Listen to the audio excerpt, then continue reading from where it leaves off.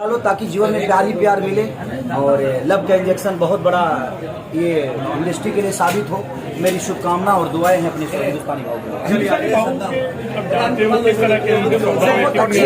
बहुत अच्छे इंसान है वो। जितने बाहर से हैं उतने अंदर से उतने ही शौक है वो। थोड़ा बाहर से हो सकता है जो भाषा में प्रॉब्लम हो, बट वो इंसान बड़े अच्छे हैं और मुझे उस इंसान से प्यार है, भाषा से नहीं। 2021 क्या है, किस तरह की 2021 में मेरे पास तो बहुत, एक्चुअली मैंने 25 सिनेमा साइन किए हैं, बट मैं 25 कर नहीं पाऊंगा। 2022 तक जाएगा वो।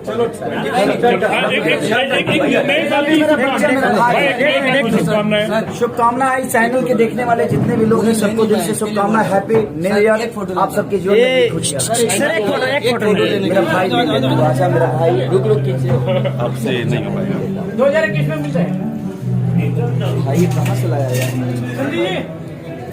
नीचे नीचे नीचे हाँ ले जल्दी ले लो, जल्दी ले लो। Okay okay, thank you. यहाँ भी घुस गया, यहाँ भी घुस गया है लड़का। वो पहले ही आ गया भैया। ये आखिर क्या बाकी है? दबा दिए। अच्छा